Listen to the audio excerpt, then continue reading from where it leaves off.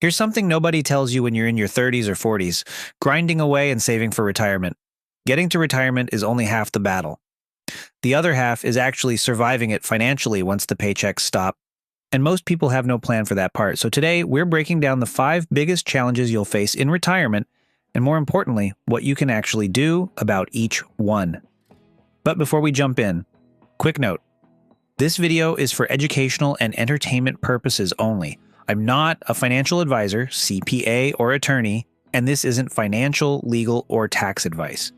Full disclaimer is in the description.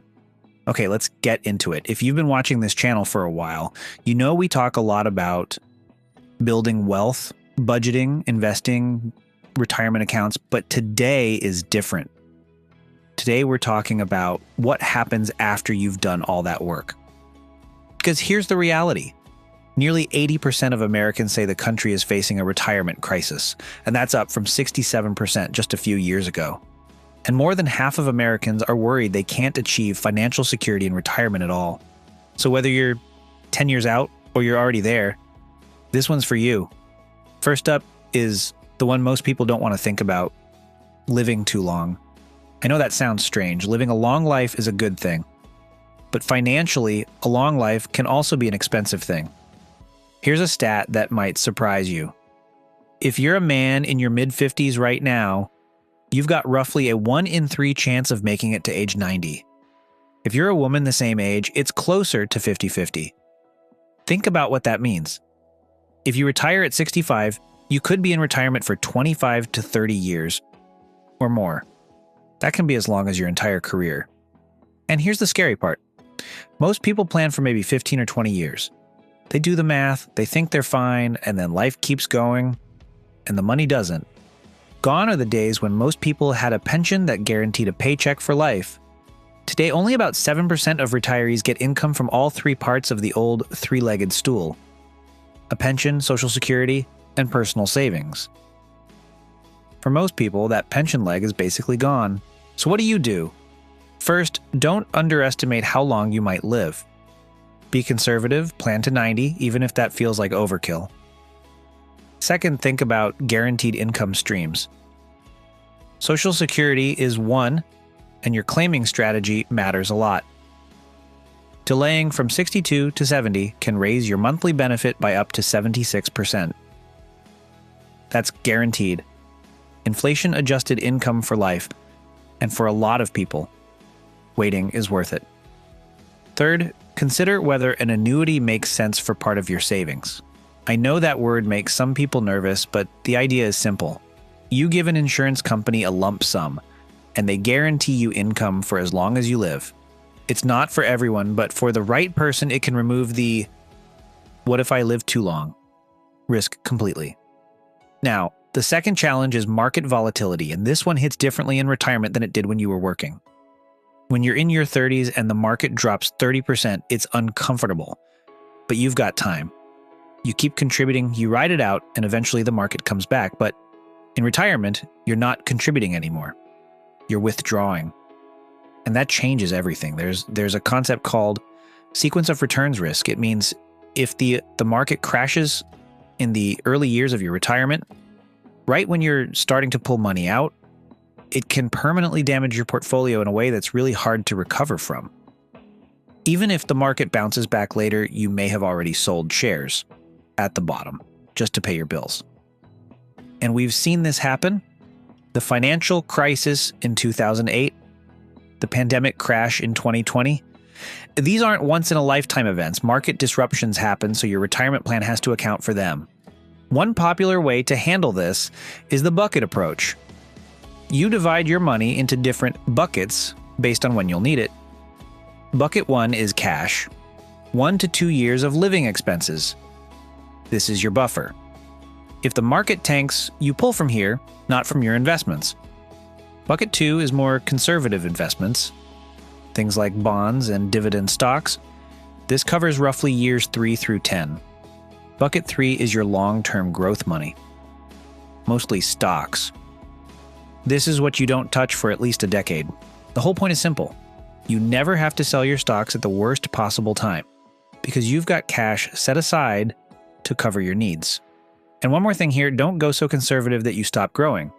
A lot of people think retirement means moving everything to bonds, but with potentially 30 years ahead of you, you still need some growth. Inflation will slowly erode a bond-heavy portfolio over time, which brings us to challenge number 3. Inflation is one of the sneakiest threats to your retirement. Here's a simple example. Let's say you have $1,000 today. With just 2% annual inflation, which is the Fed's target and pretty modest, that $1,000 only buys about $550 worth of stuff 30 years from now. At 3% inflation, it drops to about $412 in purchasing power.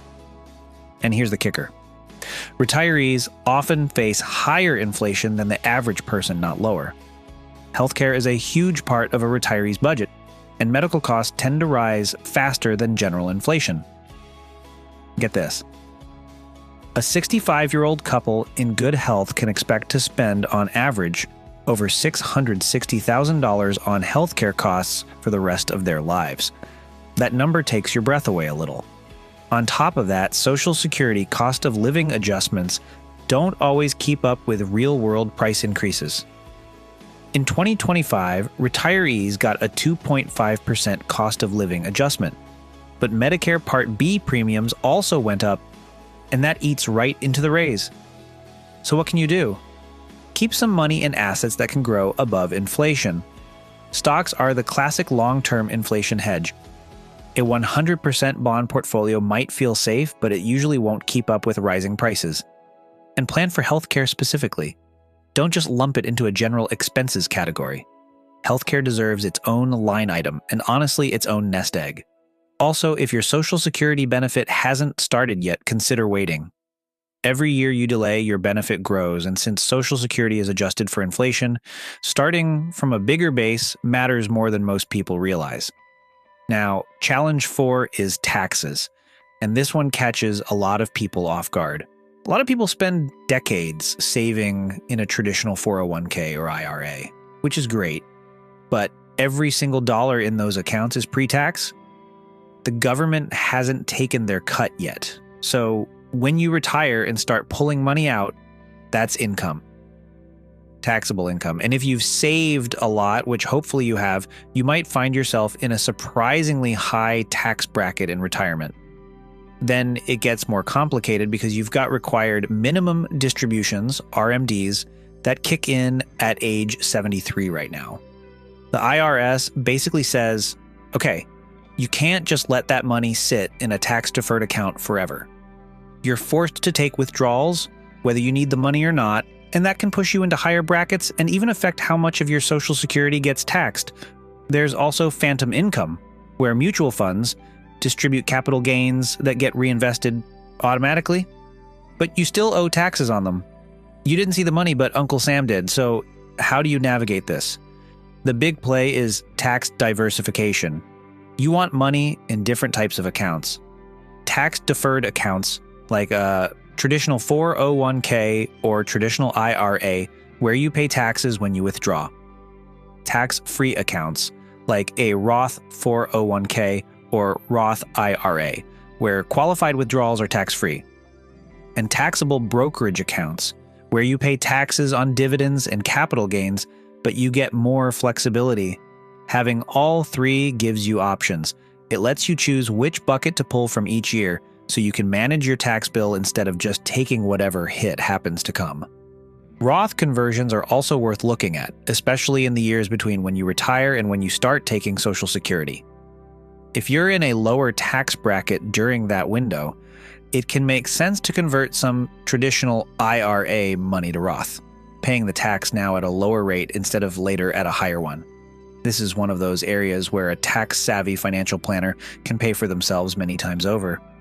The decisions here are not small. And the fifth challenge ties directly into what we've been talking about. Healthcare, specifically long-term care.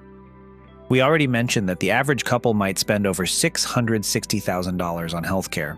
But there's a slice of that cost that deserves its own conversation because it can wipe out a lifetime of savings all by itself. Long-term care is things like home health aides, assisted living, memory care, nursing homes. It's care you might need if you can't take care of yourself independently. Here's the number that should get your attention.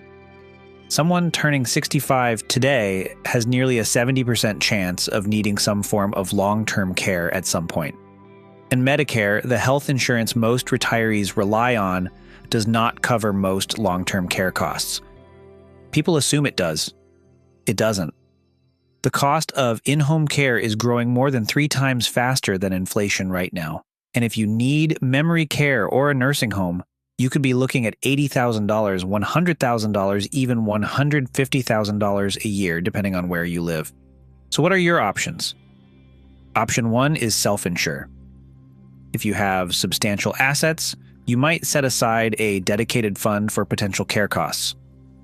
This can work if you have the savings to back it up. Option 2 is long-term care insurance. You pay an annual premium, and if you ever need care, the insurance kicks in. The downside is it can be expensive, especially if you wait too long. The sweet spot to look at policies is usually your late 50s to early 60s.